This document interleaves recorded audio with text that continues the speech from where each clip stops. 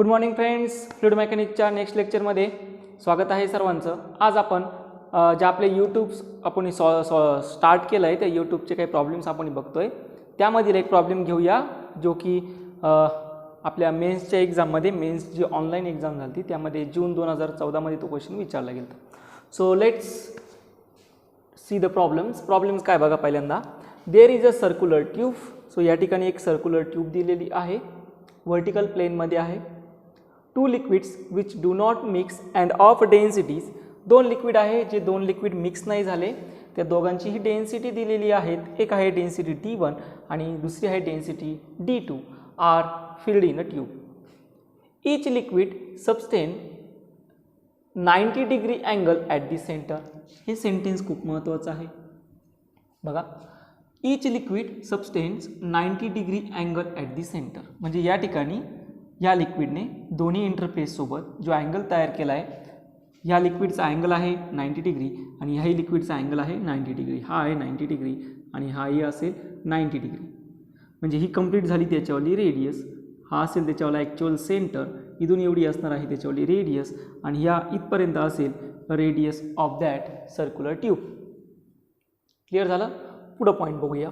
The radius of joining their interface. या ठिकाणी बघा ही एक रेडियस आहे, या दोघांच्या इंटरफेसला तिनं काय केलं, जॉईन केलं. Which makes an angle alpha with the vertical ratios D1/D2. म्हणजे हा जो रेशो दिला आहे, ह्या रेशो आहे D1/D2. याच्यासोबत अँगल किती आहे, अल्फा. मग तुम्हाला विचारलं हा रेशो किती असेल, D1/D2चा हा रेशो किती असेल, असा हा प्रॉब्लेम आहे. याच्यामध्ये ऑप्शनही दिलेले आहेत. 1 + tan α/1 - tan α. सेकंड ऑप्शन आहे 1 + sin α/1 - cos α. थर्ड आहे 1 + sin α/1 - sin α. आणि लास्ट आहे 1 + cos α/1 - cos α. असा हा प्रॉब्लेम आहे. तुम्ही याला पॉज करून नोट डाऊन करू शकता. प्रॉब्लेम इझी आहे, फक्त व्यवस्थित समजून घ्या. सोडवायचा. ठीक आहे. झाला असेल सर्वांचा. चला आता याला सॉल्व करायला सुरुवात करू. चला मग आता करू या प्रॉब्लेमला सॉल्व करायला सुरुवात. या ठिकाणी सर्वांनी लक्ष द्या. या ठिकाणी जे वॉटरची डेन्सिटी आहे ती डेन्सिटी आहे D1 आणि या ठिकाणी जी डेन्सिटी आहे ती आहे D2. आता सगळ्यात सुरुवातीला आपण D1 वरती किती प्रेशर ॲक्ट झालं ते सगळ्यात सुरुवातीला आपण फाईंड करून घेऊया. काय होणार आहे, या ठिकाणी जे सेपरेशन झालेलं आहे या सेपरेशनवरती त्यांनी सांगितलं आहे इच लिक्विड इज हॅव्हिंग 90 डिग्री. म्हणजेच या ठिकाणी जे सेपरेशन असेल ते सेपरेशन आता इक्विलिब्रियमला असणार आहे, कारण की अँगल किती तयार झाला आहे 90 डिग्री. त्याच्यानंतर ते प्रेशर इन्क्रीज होणार नाही किंवा डिक्रीज होणार नाही. त्यामुळे याच्या दोन्ही अलॉंग जे प्रेशर असेल ते प्रेशर काय असणार आहे, सेमच असणार आहे. बरोबर आहे. त्यानंतर अँगल जो तयार केला आहे तो अँगल आहे अल्फा आणि तुम्हाला विचारलं D1 आणि D2चा रेशो काय. मग सगळ्यात सुरुवातीला आपण प्रेशर जे आहे ते D1 वरती किती प्रेशर ॲक्ट होतं ते फाईंड करून घेऊ. चला मग घेऊया सुरुवात. The pressure on D1 is. चला मग D1 वरती प्रेशर. सगळ्यात अगोदर प्रेशरचा फॉर्म्युला काय असतो, P = P0 + ρgh एवढा. सगळ्यात महत्त्वाची ह्या प्रॉब्लेममध्ये तुम्हाला हाईट आहे. तुम्हाला जर या प्रॉब्लेममध्ये हाईट जर फाईंड करता आली तर पूर्ण प्रॉब्लेम तुमचा विदिन अ सेकंडमध्ये सॉल्व्ह होतो. बरोबर. मग हाईट कशी फाईंड करायची ती पहिल्यांदा हाईट सॉल्व कशी करायची ती मेथड फाईंड करून घेऊया, ती मेथड समजून घेऊया. त्यानंतर मग हा प्रॉब्लेम तुम्हाला एका शॉर्टमध्ये सॉल्व करता येतो का ते पण तुम्ही स्वतः चेक करू शकता. चला मग हाईट फाईंड करायची. हाईट कशी फाईंड करणार बघूया. तर यावरती पहिलं प्रेशर कोणचं ॲक्ट झालं, जे ॲटमॉस्फिअरने ॲक्ट केलं ते म्हणजे P0. आणि त्यानंतर याची ॲक्च्युअल हाईट कुठपर्यंत असेल तर ही असेल याच्यावर ॲक्च्युअल हाईट. म्हणजे ही हाईट आता मला फाईंड करायची. बरोबर आहे. ही हाईट असेल ॲक्च्युअल त्याच्यावर. हे कंप्लीट डिस्टन्स किती असेल, रेडियस R एवढं. बरोबर. त्यानंतर मी काय करतो, मला ह्या पॉईंटपासून त्याच्यावर हाईट फाईंड करायची म्हणून मी तर एक परपेंडिक्युलर टाकतो. बघा एक परपेंडिक्युलर टाकला. हा कंप्लीट अँगल किती आहे, हा कंप्लीट अँगल किती आहे दिसतंय सर्वांना, 90 डिग्री. त्याच्यामध्ये हा किती आला, अल्फा आला. मग हा जर अल्फा आला असेल तर रिमेनिंग अँगल किती असणार आहे, 90 - अल्फा. आता हे कसं तयार झालंय बघा. हा सेंटर असणार आहे, सेंटर असेल ही रेडियस R एवढी. डायग्राम अशा पद्धतीची आहेत. इकडे मी तुम्हाला परत एकदा व्यवस्थित दाखवतो. हा आपण टाकलेला परपेंडिक्युलर आहे. त्यानंतर ॲक्च्युअली इकडं अँगल होता 90 डिग्री, त्यानंतर इथं असणार आहे 90 मायनस अल्फा, ही असेल त्याच्यावाली रेडियस. त्यानंतर हे जे रिमेनिंग डिस्टन्स असेल म्हणजे मला हा एक्स फाईन करायचा आहे, ही कंप्लीट रेडियस असणार आहे आर, आणि मला इथपर्यंतची हाईट फाईन करायची, कारण की प्रेशर या ठिकाणी ॲक्ट झालं आहे. बरोबर, प्रेशर या ठिकाणी ॲक्ट झालं म्हणून मला एवढी हाईट फाईन करायची. प्रेशर या ठिकाणी ॲक्ट झालं म्हणून मला एवढी हाईट फाईन करायची. क्लिअर झालं सर्वांना? समजतं आहे? ओके. मग ती हाईट कशी फाईन करणार बघूया. पहिल्यांदा मला एक्स जर भेटला तर एक्स म्हणजे हाईट आणि हे डिस्टन्स मला कंप्लीट भेटेल. ही कंप्लीट रेडियस आहे. एक्स मला हे डिस्टन्स फाईन करावं लागेल. एक्स डिस्टन्स कसं फाईन करणार बघा. अँगल किती आहे 90 मायनस अल्फा. हा 90 मायनस अल्फाचा काय असणार आहे ॲडजसंट, म्हणजे इथं येऊन जाणार आहे cos 90 minus alpha is equal to असेल एक्स अपॉन रेडियस आर एवढं. समजतं सर्वांना? चला पुढे. एक्स हे डिस्टन्स भेटेल, एक्स इज इक्वल टू आलं r multiply by cos 90 minus alpha. ठीक आहे. तुम्हाला एक सिंपल ट्रिग्नोमेट्री माहिती असेल, simple formula cos 90 minus theta is equal to काय असतो साइन थीटा. इथं थीटा म्हणजे किती आहे अल्फा, म्हणजे एक्स तुम्हाला भेटेल एक्स इज इक्वल टू किती आला आर साइन अल्फा. बरोबर आहे नक्की. मग एक्स हे डिस्टन्स तुम्हाला भेटलं, एक्स इज इक्वल टू किती आला आर साइन अल्फा. ठीक आहे. मग हे रिमेनिंग हाईट किती असणार आहे, टोटल रेडियस कशी आली, total radius x plus H एवढी. मग एच इज इक्वल टू किती असणार आहे आर मायनस एक्स, म्हणजे आर मायनस आर किती आलं साइन अल्फा. आरला जर मी कॉमन घेतलं तर ते आलं 1 मायनस साइन अल्फा. हे बऱ्यापैकी पेंडुलममध्ये सुद्धा घेतलं आहे, इथं पण घेतो. म्हणजे एच हे डिस्टन्स भेटलं r multiply by 1 minus sine alpha. आणि एकदा तुम्हाला हाईट जर भेटली, ही हाईट आली r multiply by 1 minus sine alpha, तर तुम्ही प्रेशरच्या इक्वेशनमध्ये टाकून याला इझिली सॉल्व्ह करू शकता. हे झालं सर्वांचं. तुम्ही पटकन पॉज करून कंप्लीट करू शकता. ठीक आहे. चला मग आता पुढे प्रेशर फाईन करतो आपण. D1 साठीचं प्रेशर लगेच आपल्याला भेटेल. ते प्रेशर येऊन जातं बघा. ती प्रेशर असेल P is equal to P0 plus density किती आहे D1, acceleration due to gravity, आणि हाईट आलेली आहे r multiply by 1 minus sine alpha एवढी. This is equation 1. सोपं होतं. फक्त सांगितलं काय रो जी एच फाईन करायचं. रो म्हणजे डेन्सिटी दिलाय, जी म्हणजे हाईट तुम्हाला फक्त काय करायची फाईन करायची. फ्लुइड मेकॅनिक्समध्ये एकदम सोपं आहे. ज्यावेळेस फ्लुइड मेकॅनिक्समध्ये फ्लुइड हे रेस्टला असेल त्यावेळेस फक्त तुम्हाला हाईटवरती कॉन्सन्ट्रेट करायचं. एकदा हाईट फाईन करता आली तुमचा प्रॉब्लेम सॉल्व्ह होऊन जातो. ठीक. आता सिमिलरली आपण प्रेशर फाईन करणार आहोत. The pressure on D2 is. मग आता D2 वरती प्रेशर आपल्याला फाईन करायचं. कसं फाईन करायचं चला आता लक्ष द्या. D2 वरती प्रेशर फाईन करायचं म्हणजे मला हाईट माहीत पाहिजे. बरोबर. मग हाईट कुठून फाईन करायची बघ. हाईट असणार आहे या ठिकाणी अप्लाय झालेलं प्रेशर असेल ॲटमॉस्फेरिक प्रेशर P0. मग इथून तर पॉईंट इथपर्यंतची हाईट ॲक्च्युअल मला फाईन करायची. ही हाईट मला ॲक्च्युअल फाईन करायची. ठीक आहे नक्की. चला मग कशी हाईट फाईन करणार, कशी हाईट फाईन करायची. चला आता इकडे व्यवस्थित लक्ष. मी काय करतो, या सेंटरपासून एक परपेंडिक्युलर टाकतो. हा परपेंडिक्युलर इथपर्यंत आला. बरोबर आहे. म्हणजे हे डिस्टन्स आता मला फाईन करायचं.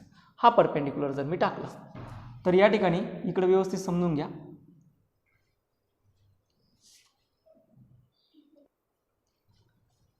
तर या ठिकाणी व्यवस्थित बघा. हा अँगल किती तयार झालाय, हा अँगल असेल. पहिल्यांदा हा अँगल समजून घ्या. बघा मी काय करतो, एक परपेंडिक्युलर सिंपल एक परपेंडिक्युलर टाकलाय. हा असा एक परपेंडिक्युलर मी टाकतो. मला हाईट फाईन करायची. या दोघांमध्ये अँगल किती असेल 90 डिग्री. हा असा इथं तयार झाला आहे. या दोघांमध्ये अँगल असणार आहे 90 डिग्री आणि इथं अँगल आहे अल्फा. ओके ठीक. मग हा जर अल्फा असेल तर हा रिमेनिंग अँगल तुम्ही इझी सांगू शकता. हा असेल 90 मायनस अल्फा. ओके. सो हा रिमेनिंग अँगल आला आहे 90 मायनस अल्फा एवढा. त्यानंतर जर व्यवस्थित बघितलं तर या ठिकाणी सुद्धा एक हा 90 डिग्री अँगल आहे या ठिकाणी. म्हणजे ह्यो जे दिसतोय याला एक्झॅक्ट परपेंडिक्युलर असा इथं टाकला आहे. हा आहे 90 डिग्री. समजतोय सर्वांना? समजतोय सर्वांना? बघा पहिला कोणचा होता, ही एक लाईन टाकलेली आणि अल्फा सोबतचा अँगल किती होता, पर 90 डिग्री. मग हा जर अल्फा असेल तर हा रिमेनिंग अँगल किती आला, 90 मायनस अल्फा. त्यानंतर ही ॲक्च्युअल रेडियस आहे, ही ॲक्च्युअल रेडियस आहे आणि ही रेडियस आहे आणि ह्या दोन्ही रेडियसमध्ये अँगल किती आहे, 90 डिग्री जे दिलं आहे. या दोन्ही रेडियसमध्ये अँगल किती आहे, 90 डिग्री. आणि याच्यामध्ये आपण एक अशी स्ट्रेट लाईन टाकली म्हणजे एक परपेंडिक्युलर टाकला होता. हा किती होता, तर ह्या परपेंडिक्युलरमध्ये रेडियसमध्ये अँगल किती आला आहे, 90 मायनस अल्फा. हा टोटल अँगल किती आहे, 90. म्हणजे ते 90 मायनस 90 प्लस अल्फा, 90 आणि 90 काय होऊन जातील, कॅन्सल. हा अँगल किती होऊन जातो मग, अल्फा. बघा समोर दिसतंय तुम्हाला सगळ्यांना. हे पॉईंट क्लिअर झाला, हा पॉईंट सगळ्यांना क्लिअर झाला. हा महत्त्वाचा आहे. परत एकदा मी व्यवस्थित परत एकदा सांगतो, टेन्शन घेऊ नका. काय झालं आहे ते तुम्ही एक दिवस समजून घ्या. तर ही रेडियस होती, रेडियस आणि दोन्ही रेडियसमध्ये जो अँगल होता तो होता 90 डिग्री. या रेडियसमध्ये आणि ह्या रेडियसमध्ये अँगल किती होता, 90 डिग्री, जे डायग्रामच्या फर्स्ट सिच्युएशनमध्ये होतं ते. त्यानंतर रेडियस आणि एक सेपरेशन आहे लिक्विडमधलं, त्याच्यामध्ये अँगल आहे अल्फा. इथपर्यंत ओके. त्यानंतर आपण काय केलं, फक्त एक परपेंडिक्युलर टाकला जो अल्फाला किती आहे, 90 डिग्रीने. समजलं सर्वांना? हा अँगल आहे 90 डिग्री. ओके. मग आता इकडे व्यवस्थित लक्ष द्या. हा अँगल किती आहे, 90 डिग्री. त्यामध्ये किती गेला, अल्फा. म्हणजे उरला किती असणार आहे, 90 मायनस अल्फा. क्लिअर झालं सर्वांना आता? ओके. मग हा असेल 90 मायनस अल्फा. तुम्ही नोटबुक घेऊन याच्यावर सॉल्व करू शकता. त्यानंतर हा जर 90 मायनस अल्फा आला असेल तर दोन्ही रेडियसमध्ये अँगल किती होता, 90 डिग्री. मग दोन्ही रेडियसमध्ये अँगल होता 90 मायनस 90 प्लस अल्फा. 90 आणि 90 गेट कॅन्सल. मग हा रिमेनिंग अँगल किती आला, अल्फा. आणि मला काय फाईंड करायचं आहे, हा समोरचा आहे, जी हाईट आहे ना समोरची हाईट, ती मला फाईंड करायची. ही हाईट मला फाईंड करायची. म्हणजे हा अँगल किती असणार आहे, अल्फा. आणि ही असेल त्याच्यावरती रेडियस. पॉईंट क्लिअर झाला सर्वांना? व्यवस्थित प्रॉब्लेम समजला आहे नक्की? ठीक. चला मग हाईट तुम्ही आता किती असेल ती सांगू शकता. हां, हे डिस्टन्स मला फाईंड करायचं, याला म्हणतो मी एक्स प्राईम. मग एक्स प्राईम हे डिस्टन्स कसं फाईंड करणार, sine alpha is equal to x prime upon r. म्हणजे x prime is equal to आले येऊन जाणार आहे आर साईन अल्फा. चला एक्स प्राईमचं डिस्टन्स तुम्हाला भेटलं किती आलं, r sine alpha. Very good. हे डिस्टन्स तुम्हाला भेटलं आहे, हे डिस्टन्स आलेलं आहे आर साईन अल्फा एवढं. ओके. हा प्रॉब्लेम सगळ्यांचा क्लिअर झाला? इथपर्यंत सगळ्यांचं ओके? काय अडचणी कोणाला? 2 मिनटं तुम्ही कंप्लीट करून घेऊ शकता. ठीक आहे. चलो आता पुढे चालूया. ठीक. फक्त मला अजून रिमेनिंगच डिस्टन्स भेटला, अजून बरंचसं डिस्टन्स बाकी आहे. चला आता मग ते डिस्टन्स फाईंड करूया. हे झालं आहे सर्वांचं?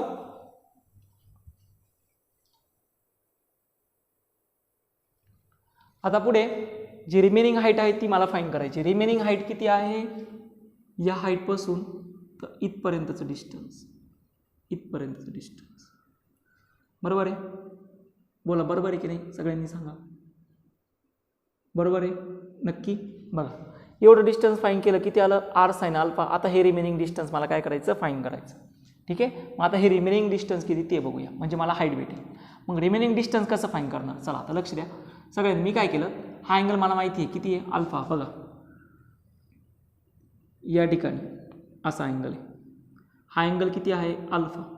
मग मी काय करतो, सरळ असा परपेंडिक्युलर टाकतो. हे कंप्लीट रेडियस आहे, ही मला माहिती आहे, ही कंप्लीट रेडियस आहे. बरोबर का? तर मला काय फाईंड करायचं आहे, हे एवढं डिस्टन्स मला फाईंड करायचं आहे, इथून एवढं. हे कंप्लीट डिस्टन्स किती आहे, रेडियस एवढं.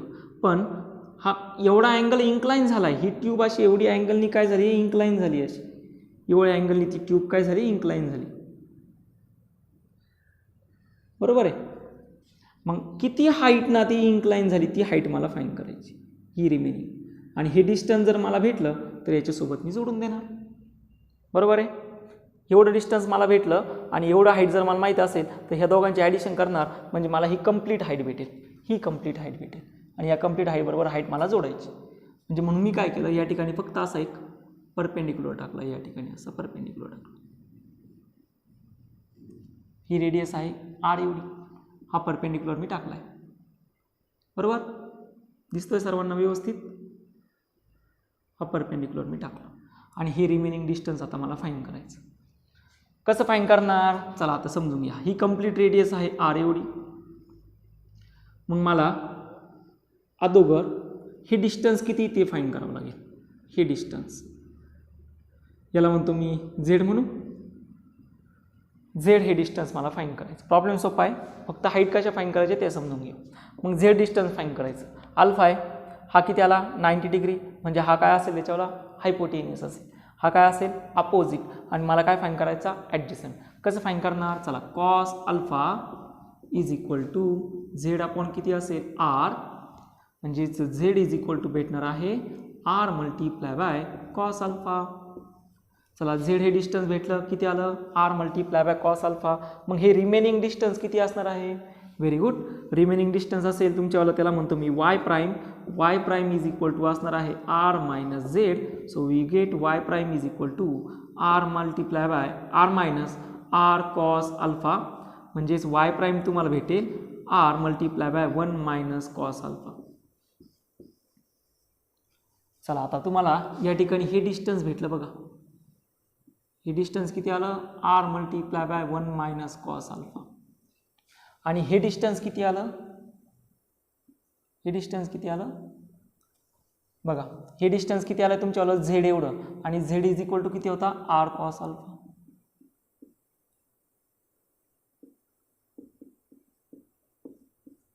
बरोबर आहे? बरोबर आहे नक्की? ठीक आहे. एवढं डिस्टन्स किती आलं आर कॉस अल्फा. हे डिस्टन्स किती आलं आर साइन अल्फा. आणि हे रिमेनिंग डिस्टन्स किती आलं? हे remaining distance r multiply by 1 minus cos alpha. पण जर व्यवस्थित ऑब्झर्व केलं ते r multiply by 1 minus cos alpha हे कुठल्या डेन्सिटीमुळे होतं? D1 मुळे. हे जे आलं हे कोणामुळे आलं आहे? हे आलं D2 मुळे.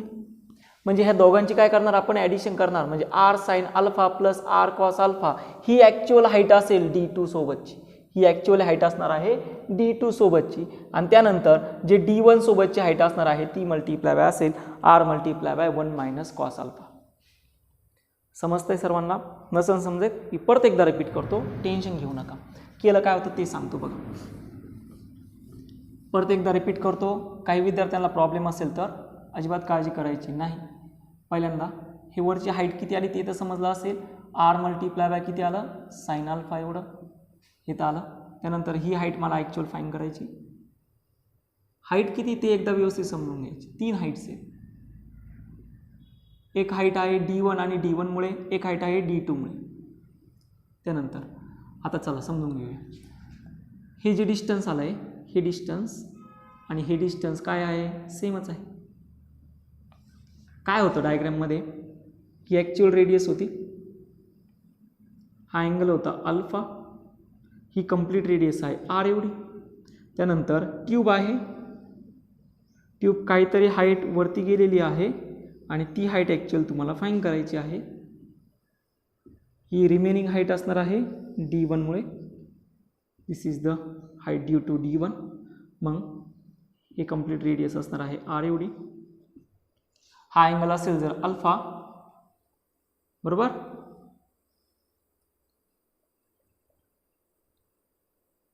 ओके. मग आता हे ॲडजस्टन म्हणजे हे झेड डिस्टन्स तुम्हाला फाईंड करायचं. झेड डिस्टन्स कसं फाईंड करणार? Cos alpha is equal to z upon r, म्हणजे झेड इज इक्वल टू किती आला r cos alpha. Z distance तुम्हाला भेटलं. मग रिमेनिंग हाईट किती असणार आहे?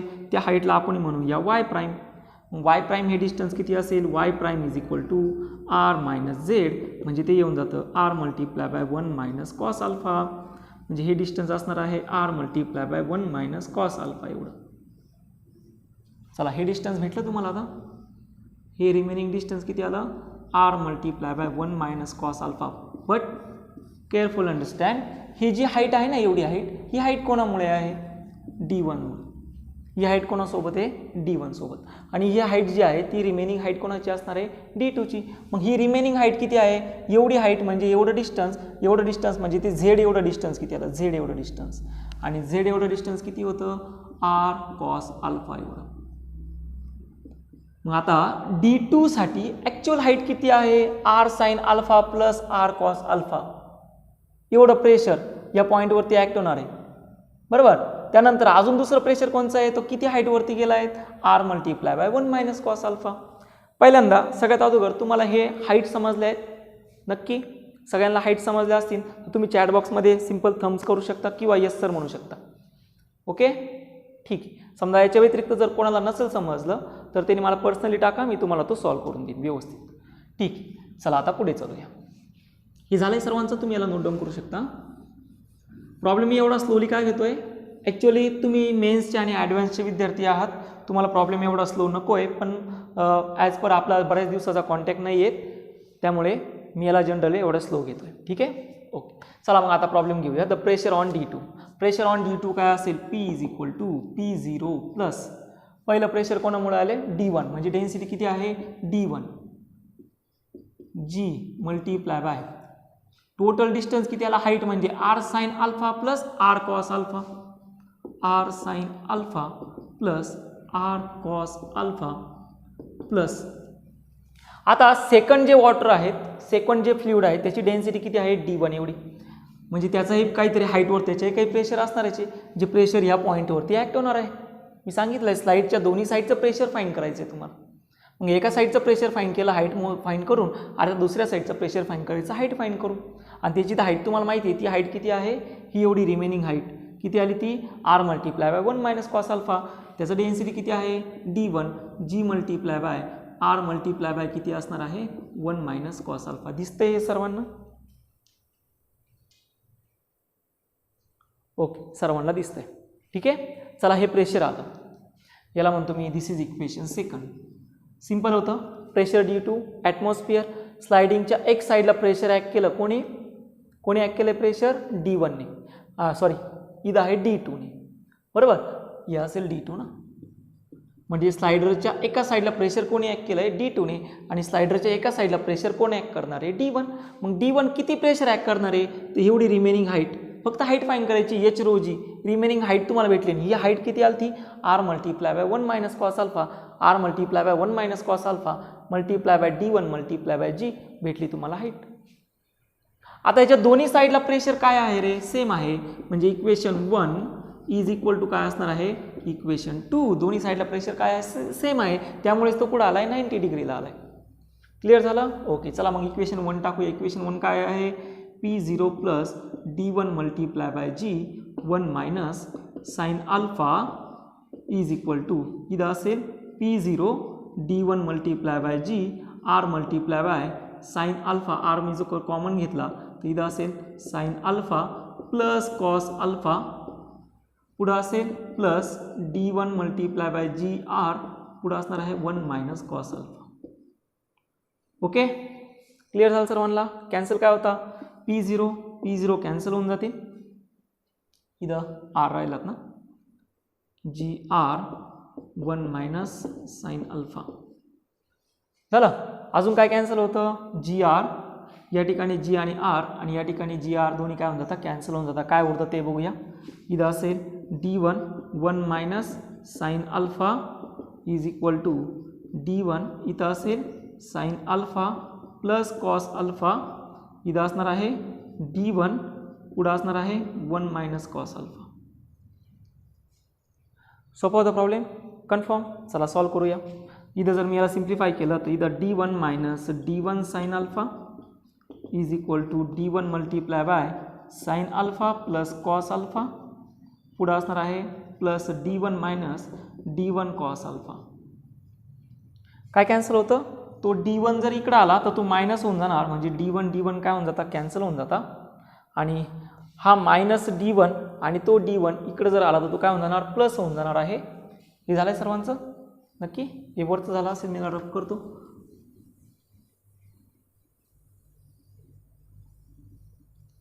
चला आता हे इक्वेशन मी लिहितो. तिथला जो मायनस D1 कॉस अल्फा आहे त्याला इकडे घेऊन येतो, तो प्लस होऊन जाणार आहे, म्हणजे तो येऊन जातो D1 कॉमन जर घेतला cos alpha minus sine alpha is equal to काय असणार आहे, इथे D2 आहे. ओके, पुढे काय राहतो फक्त D2 मल्टीप्लाय बाय असणार आहे sign alpha plus cos alpha. झाला कन्फर्म. त्याने विचारलं काय D1 अपॉन D2 चा रेशो, म्हणजे इथे येऊन जातो D1 upon D2 is equal to sine alpha plus cos alpha divided by cos alpha minus sine alpha. पुढे येऊन जाणार आहे D1 upon D2 is equal to, मी याला कॉस अल्फाने डिवाइड जर केलं तर इथे येऊन जातो sine alpha upon cos alpha tan alpha, cos alpha upon cos alpha 1, cos alpha upon cos alpha 1, sine alpha upon cos alpha tan alpha. म्हणजे तुमच्याला जे आन्सर असेल ते आन्सर असा आहे की बघा D1 upon D2 is equal to 1 plus tan alpha upon 1 minus tan alpha. आता सगळ्यात महत्त्वाचा क्वेश्चन की मेन्सला खरंच आपल्याला एवढा वेळ असतो का प्रॉब्लेम सॉल्व करण्यासाठी, आणि या टाईपचे क्वेश्चन विचारले जातात का. ऑब्वियसली जून 2014 हा क्वेश्चन विचारला गेला आहे, म्हणजे या टाईपचे क्वेश्चन डेफिनेटली विचारले जातात. आता पुढचा प्रश्न जो आपला रिमेनिंग असतो तो म्हणजेच आपल्याला एवढा वेळ असतो का, ते एक गोष्ट लक्षात घ्यायची. मी याच्यामध्ये प्रॉब्लेम सॉल्व करत असताना कुठेही वेगळं असं काही केलं नाही, वेगळी कन्सेप्टही तुम्हाला वेगळी सांगितलेली नाही. फक्त मी तुम्हाला काय सांगितलं, हाईट फाईंड करा. आता हे हाईट फाईंड करायचं म्हणजे सिंपल ट्रिग्नोमेट्री आपण वापरली आहे, sine theta cos alpha cos थिटाची सिंपल ट्रिग्नोमेट्री, फक्त हाईट फाईंड करत गेलो. आणि ती हाईट फाईंड करण्याची जी प्रोसेस होती ती एकदम सिंपल होती. एवढी हाईट फाईंड करायची, एवढी हाईट फाईंड करायची, एवढी हाईट फाईंड करायची, आणि याच्यामुळे इक्वली दोन्ही साईडला किती प्रेशर ॲक्ट होतं ती हाईट फाईंड करा. आता हे जे हाईट फाईंड करण्याचं कॅल्क्युलेशन आहे हे मी एकदम जो आपला क्लासमधील ज्याचं एकदम कॅल्क्युलेशन वीक आहे त्या विद्यार्थ्याला समजावून सांगण्यासाठी पूर्ण प्रोसेस मी एक्सप्लेन केली. पण ज्यावेळेस तुम्ही मेन्सची आणि ॲडव्हान्सची एक्झाम देत असता त्यावेळेस तुम्हाला तुमचं कॅल्क्युलेशन एकदम फास्ट पाहिजे. म्हणजे हा प्रॉब्लेम सॉल्व करण्यासाठी फक्त तुम्हाला हार्डली 5 मिनिट लागायला पाहिजे. 5 मिनिटामध्ये हा प्रॉब्लेम सॉल्व होतो, डेफिनेटली 5 मिनिटामध्ये प्रॉब्लेम सॉल्व होतो. पण केव्हा सॉल्व होणार आहे, ज्यावेळेस तुम्ही प्रॅक्टिस वाढवणार आहात. आणि प्रॅक्टिस केव्हा तुम्ही वाढवू शकता, ज्यावेळेस नंबर ऑफ प्रॉब्लेम सोल्युशन तुम्ही वाढवू शकता. नंबर ऑफ प्रॉब्लेम्स तुम्ही प्रॅक्टिस करणार, जास्तीत जास्त प्रॉब्लेम ज्यावेळेस तुम्ही सॉल्व करणार त्यावेळेसच तुम्ही या लेवलला पोहोचू शकता आणि या टाईपचे प्रॉब्लेम विदिन अ सेकंडमध्ये सॉल्व करू शकता. यासाठी आपण 2 वर्षासाठी तुमचं ॲडमिशन श्री गणेशला करून घेतलं आहे. होप सो सगळ्यांना हा प्रॉब्लेम व्यवस्थित समजला असेल अशी आशा करतो. आणि याच्या व्यतिरिक्त कोणाला काही अडचण असेल, मला तरी वाटतं कोणाला काही अडचण नसावी. का तर याच्यामध्ये सिंपल ट्रिग्नोमेट्री तुम्हाला वापरायची होती, सिंपल तुम्हाला अँगल्स फाईंड करत चालायचे होते, हाईट फाईंड करायची होती आणि प्रॉब्लेम सॉल्व करायचा होता. डेफिनेटली या टाईपचे क्वेश्चन असतात, या टाईपच्या क्वेश्चनला कुठलाही शॉर्टकट नाही राहत. तुम्हाला या टाईपचे क्वेश्चन्स टॅकलच करावे लागतात, तेच तुम्हाला सॉल्व करावेच लागणार आहे. त्यासाठी तुम्हाला जास्तीत जास्त अभ्यास करावा लागणार आहे. आणि लॉकडाऊन म्हणजे हा तुमच्यासाठी एक गोल्डन चान्स आहे. या चान्समध्ये तुम्ही मॅक्झिमम प्रिपरेशन करा, मॅक्झिमम कॅल्क्युलेशन करा, मॅक्झिमम प्रॅक्टिस करा, जेणेकरून तुमच्यावाला अभ्यासामध्ये जी स्पीड असेल, प्रॉब्लेम सोल्युशनसाठी जे लागणारं स्पीड आहे ती स्पीड वाढत चालेल. ओके, चला मग आता पुढील कन्सेप्टला आपण टच करूया. So second concept is force acting on the side wall of the vessels. आता ही जी कन्सेप्ट आहे ही कन्सेप्ट मेन्ससाठी नसेल तर ही कन्सेप्ट आहे ॲडव्हान्सच्या विद्यार्थ्यांसाठी. मेन्सच्या विद्यार्थ्यांना ही कन्सेप्ट मेन्समध्ये कुठेही विचारली जाणार नाही, त्या ॲडव्हान्ससाठी आहे. त्यामुळे ॲडव्हान्सच्या विद्यार्थ्यांनी व्यवस्थित लक्ष द्या. मेन्सच्या विद्यार्थ्यांना जर तुम्हाला मेन्स क्वालिफाय होऊन ॲडव्हान्स जर द्यायचे असेल तर तुम्ही याच्यासाठी प्रिपेअर होऊ शकता. So next point is force acting on the side wall of the vessels. This is for, आज तुम्हाला नोट्सही येऊन जातील, फॉर JEE ॲडव्हान्स ओनली, खास करून आहे ॲडव्हान्सच्या विद्यार्थ्यांसाठी. काय फाईंड करायचं आहे, फोर्स कशावरती, साईड वॉल्सवरती. साईड वॉल जर कशा समजणार बघा, मी या ठिकाणी काय करतोय, एक वेसल घेतो. So here is one vessel. Concept सोपी आहे. याच्यामध्ये मी कोणते कोणते पॅरामीटर्स फाइंड करणार आहे तेही तुम्हाला सांगणार आहे.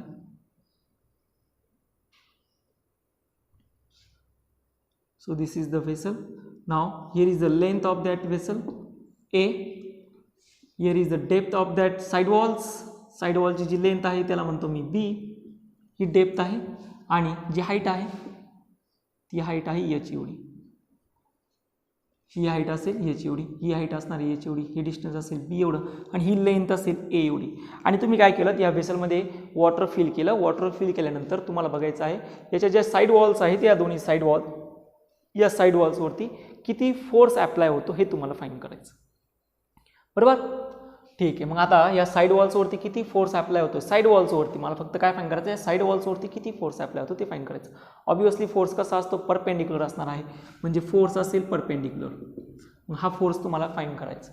बरोबर, हा फोर्स मी कसं फाइंड करतो, चला मी समजून घेऊया. या फोर्सला म्हणतो मी DF आणि याच्यासाठी मी काय करतो, या साईड वॉलची एक स्ट्रीप मी अशी ॲज्युम करतो. ही स्ट्रीप घेतली, ही स्ट्रीप घेतली, ही स्ट्रीप. बरोबर, आता ही स्ट्रीप का बघा, ही स्ट्रीप किती डेप्थवरती आहे, तर याची डेप्थ आहे x एवढी. x एवढ्या डेप्थवरती ही स्ट्रीप जनरल इनसाइड आहे.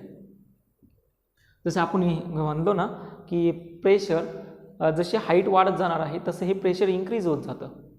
आणि जर मला फोर्स फाइंड करायचा असेल तर फोर्स इज इक्वल टू काय फाइंड करायचं, प्रेशर मल्टिप्लाय बाय एरिया.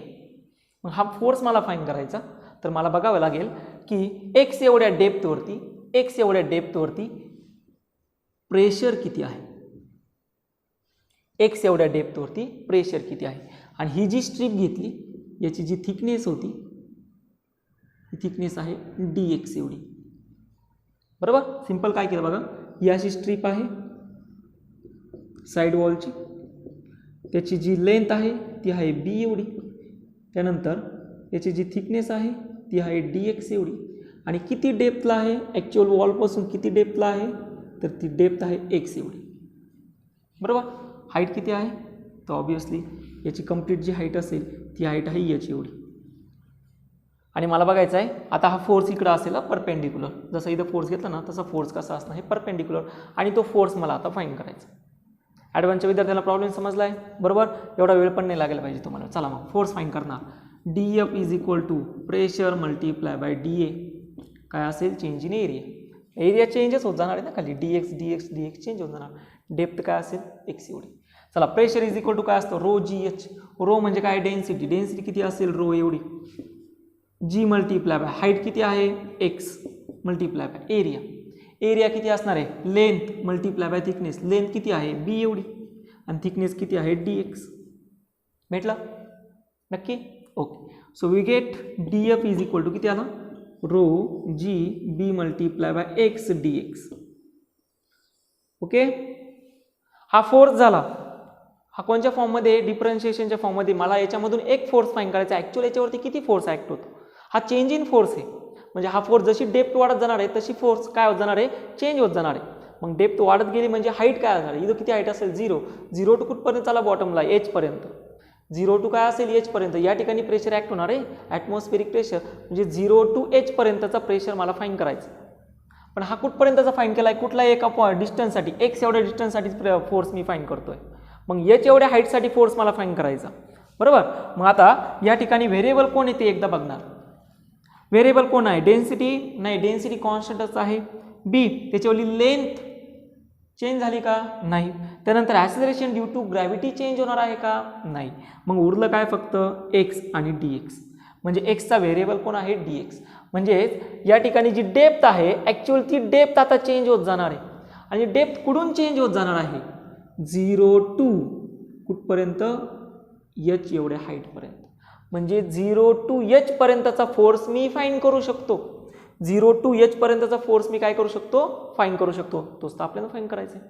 जमेल मग, चला मग सॉल्व करूया. सो पुढे काय म्हणणार आपण, differentiate on both sides. So integrate on both side म्हणावं लागेल. Very good, sorry, integrate on both sides. चला मग इंटिग्रेशन करूया. Integration 0 to f df is equal to इथं असणार आहे हाईट 0 to h एवढी. क्लिअर झालं ना, 0 to hच का, इथं ॲटमॉस्फेरिक प्रेशर ॲक्ट होतोय. जशी डेप्थ वाढत जाणार आहे तसं तो प्रेशर इन्क्रीज होत जाणार आहे. प्रेशर इन्क्रीज होत गेला तर फोर्स ऑब्वियसली काय होत जाणार, वाढत जाणार. क्लिअर होते सर्वांना. चला मग पुढे व्हॅल्यू टाकून देऊया. तो असेल rho g b x multiply by d x. Constant कोण आहे, density, acceleration due to gravity, आणि त्या साईड वॉलची जी डेप्थ असेल ते सगळं कॉन्स्टंट आहे, त्याला साईडला घेणार. याचं इंटिग्रेशन केलं तर एफ येऊन जाणार rho g b multiply by असेल 0 to h एक्स इंटू काय असेल d x. Integration of x d x सगळ्यांना माहिती आहे. Integration of x raise to n+1 upon n+1 हे त्याचं सोल्युशन असतं.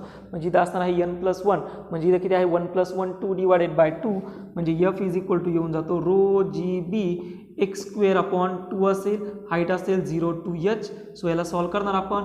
F is equal to rho g b multiply by इथं असेल h square upon 2. This is the force acting on the side walls. आता तुम्हाला काय करायचं आहे, हा फॉर्म्युला फक्त लक्षात ठेवायचा आणि ही प्रोसेस लक्षात ठेवायची. सिंपल काय प्रोसेस आहे, force is equal to pressure multiply by area. Area कसा घेणार, ही जी स्ट्रीप घेतलेली आहे या स्ट्रीपची जी थिकनेस मल्टिप्लाय बाय काय असेल त्याच्यावरची डेप्थ. तुम्ही काय फाईंड करणार, एरिया. आणि प्रेशर इज इक्वल टू असेल ती स्ट्रीप किती डेप्थवरती आहे, किती हाईटवरती असेल ती हाईट तुम्हाला घेऊन टाकायची. किती हाईटवरती होती, एक्स एवढ्या हाईटवरती. फोर्स भेटला तुम्हाला rho g b h square upon 2. Clear झालं, सोपं होतं. 2 मिनटं तुम्ही कंप्लीट करू शकता. ठीक आहे. चला आता ॲव्हरेज प्रेशर किती ॲक्ट होतो ते फाईंड करणार आपण. सो नेक्स्ट पॉईंट आहे ॲव्हरेज प्रेशर, म्हणजे या साईड वॉलवरती ॲक्च्युअल ॲव्हरेज प्रेशर किती ॲक्ट होतो त्याला आपण म्हणणार p average. P average equal to असेल फोर्स अपॉन एरिया. मग एरिया किती आहे, याचा साईड वॉलचा b multiply by h. Force किती आला आत्ताच फाईंड केला, rho g b h square upon 2b multiply by h. इथला एच काय होऊन जातो, कॅन्सल होऊन जातो. म्हणजे प्रेशर, ॲव्हरेज प्रेशर असेल half of the rho g multiply by h. So average pressure तुम्हाला भेटेल जो हाफ ऑफ दी काय असणार, ॲक्च्युअल प्रेशरच्या. रो जी एच पेक्षा काय असेल, हाफ असेल. एवढा ॲव्हरेज प्रेशर याच्यावरती ॲक्ट होतो. क्लिअर झालं सर्वांना, कन्फर्म हे झालं असेल सर्वांचं. ओके. नाव नेक्स्ट पॉईंट आहे ॲडव्हान्ससाठी असणार आहे, तो म्हणजे torque acting on the side walls. आता टॉर्क फाईंड करायचा. टॉर्क तुम्ही म्हणणार मग टॉर्क कसा येणार, टॉर्क फाईंड करायचा. Torque acting on the side of the wall of the vessel. बघा टॉर्क कसा फाईंड करायचा ते सांगतो. टॉर्क इज इक्वल टू काय असतो, फोर्स मल्टिप्लाय बाय डिस्प्लेसमेंट. आता ही जी साईड वॉल्स आपण घेतलेली होती, ही साईड वॉल जर आपण व्यवस्थित बघितली, हा आपला जनरल क्यूब होता.